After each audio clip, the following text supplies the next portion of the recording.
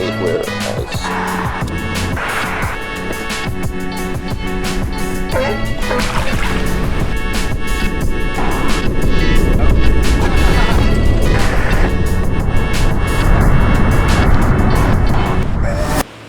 My name's Isaac, and I hitchhiked across America for free. That's me right there.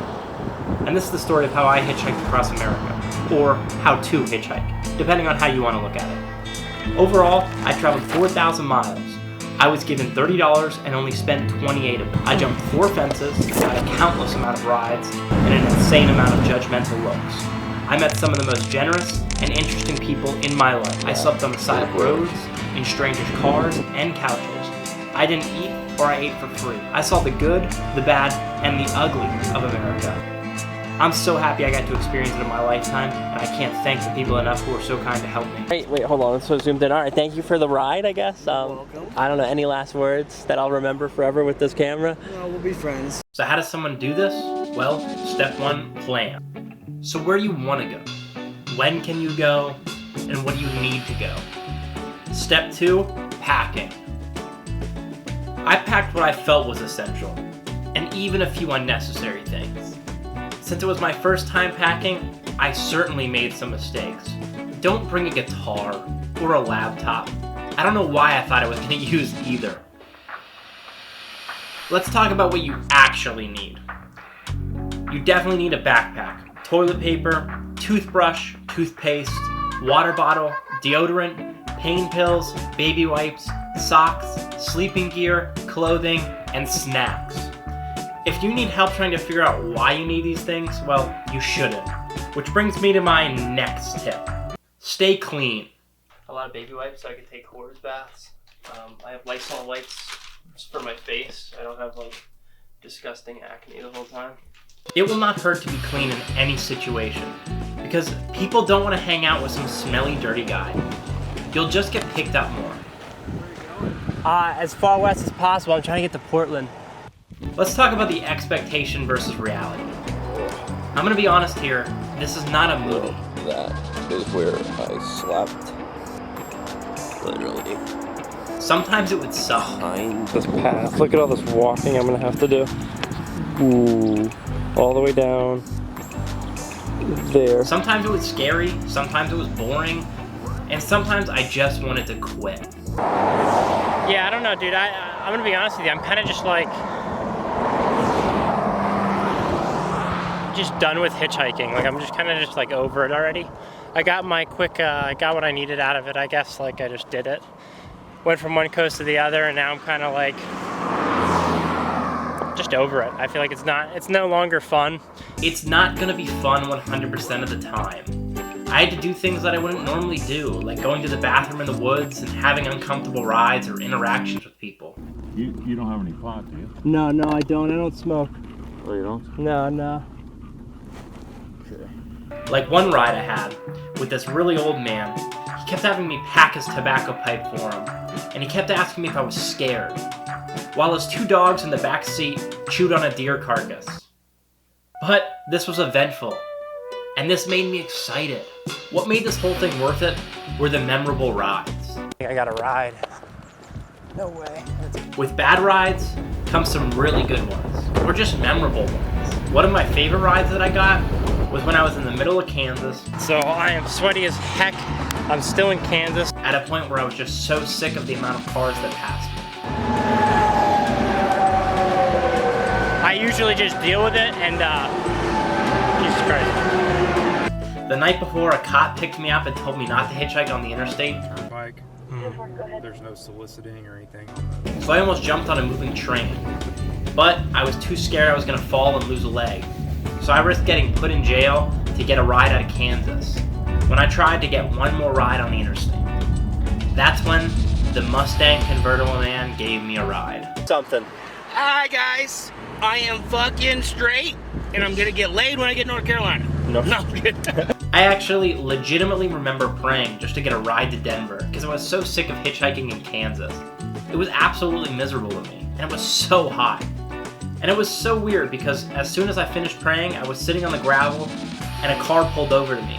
Whenever you have a car pull over for you, it's a relief, but it's also an insane amount of butterflies and fear rushing throughout your body. Which brings me to tip number 2. Talk to them before you get in the car.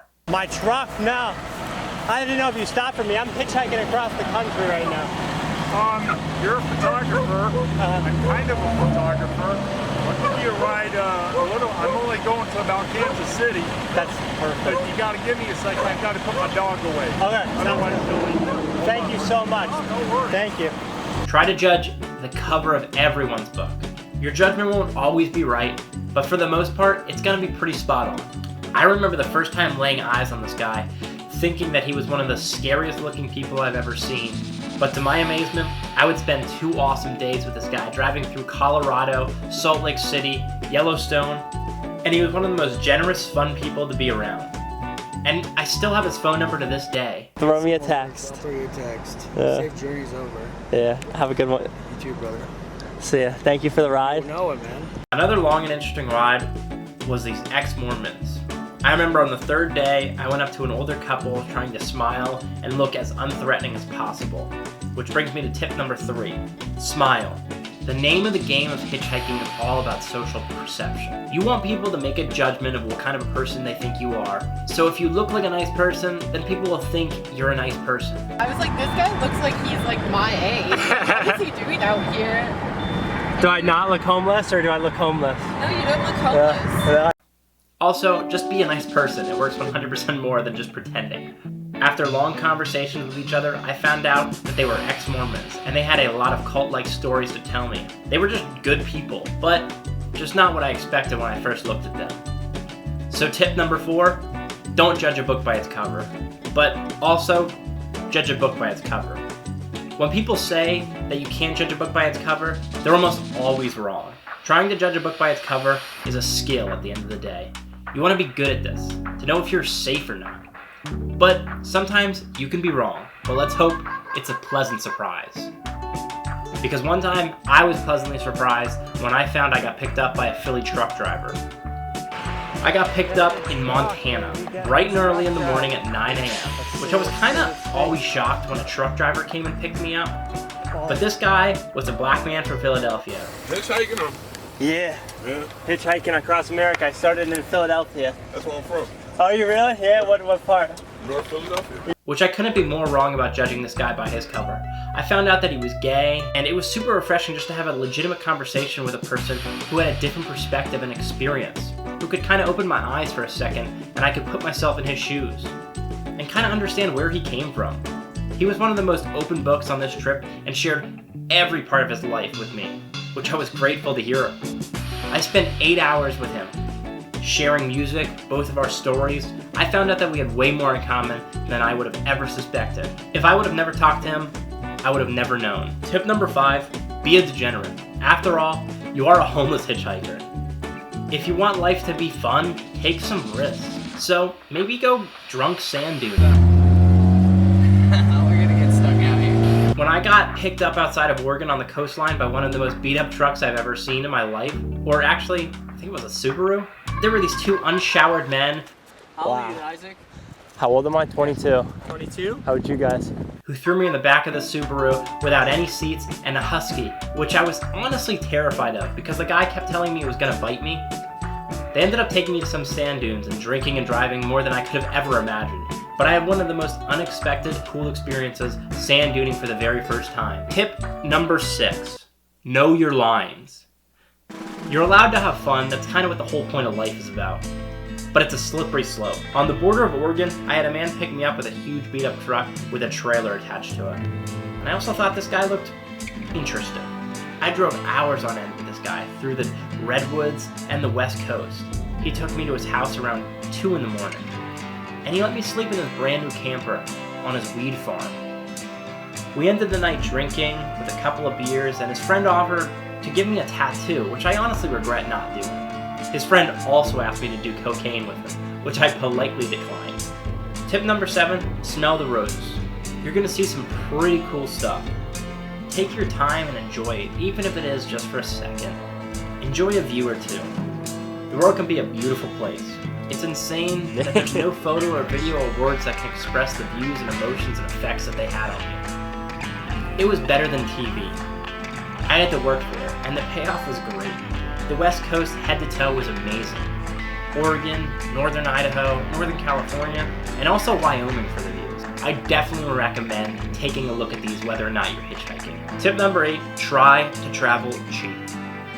Traveling is pretty easy to blow money, but I can honestly say, I don't think it would have made my experience any better. Paper, right? Okay. And then we got tobacco. Alright. So what we're gonna do is we're just gonna kind of sprinkle it on there. It was probably more fun for me just to rough it, and to make it a challenge to survive on nothing. So, how did I make this trip cheap? Believe it or not, I didn't spend any of my own money. People would just give me money that I wouldn't even ask for. I just got pulled over by the police. I guess you can say pulled over because, I don't know, I wasn't really driving, so. And the cop took me to a Sheetz, which I thought was kind of funny, and he hooked me up with a lady named Kim, and she gave me a free fountain drink, which was sweet and Wheeling. I didn't even buy food, water, gas, or hotels. People would give me food for free. Order me, Isaac. I will punch your ass. I believe you. No, I'm alright, thank you. Sure they're delicious? I'll take one. I'll take one. There you go. Drive me for free, and all they wanted in exchange was some company and good conversation. But you're going to have to sacrifice somewhere, and I sacrificed my living standards. Sleeping in the woods, or stealth camping, eating nothing or just a Cliff Bar a day, barely showering. It is definitely not a lifestyle that many people would enjoy, but it was my cup of tea. My hygiene was not the best either. I took a lot of horse baths, like baby wipes and Lysols in my armpits. I would shower at strangers' homes. Sometimes I would just wash up in a creek or in a hotel pool. Dude, that was so nice. I also would sleep on the side of roads, in my hammock, in strangers' homes, cars, or RVs. One time, I slept behind a dumpster and a raccoon attacked me in the middle of the night. My food also suffered, but it wasn't the worst. I had a bag of trail mix and Cliff Bars. I would eat a Cliff Bar a day when I felt hungry if I needed it. Then I ate trail mix at night in my hammock when I was feeling like I wanted something sweet. Also, it would help to keep me warm at night because digestion actually creates heat. Like I had to eat a ton in Montana because I actually almost froze to death trying to sleep. Wow. So, last night was hell. It was so, well, the opposite of hell. It was freezing. It was so cold. And I slept like in one of these, like I just snuck off to the side of the road and threw up a hammock in here. And I am dying. It's so cold. I had to just start moving because I was freezing. Last night I woke up like 3 or 4 times, like just shivering. And it was just too cold to move. Also, if I was setting up camp, I would walk into hotels and just ask the lady if there was one at the front desk, if they had a complimentary breakfast. Ask how much a room was, and then just walk right out the front door. Then I would sleep, wake up, stash my backpack, and walk in the hotel and get a free breakfast. People just thought that I stayed the night. So tip number 9, you don't need to eat that much. Tip number 10, less is more. I was happier than I was in a really long time. I think it was just a way to set back my brain like 10,000 years into caveman life, with simple goals and simple reward systems. Just working out, and I was lucky to get food or a ride. I've become way more grateful for simple or small things. Everything that I took for granted was eradicated from my mind. I was praying for a long car ride compared to dreading it. A shower felt like $1 million. A McDonald's burger felt like a 5-star, 5-course meal. Every day a new person is happy to meet you, a new state, a new city, a new view, a different person's perspective. And I removed all stress in my life in a weird way. Life became easier and more enjoyable. It was just a pretty simple way of life. Tip number 11, nothing good ever came from easy. Nothing in life that is worth it will ever be easy, whether it's to lose weight or get that new car or to start that business. It's good to be hard. Just remember that sacrifice is needed no matter what choice you make. Just make a choice and don't let life make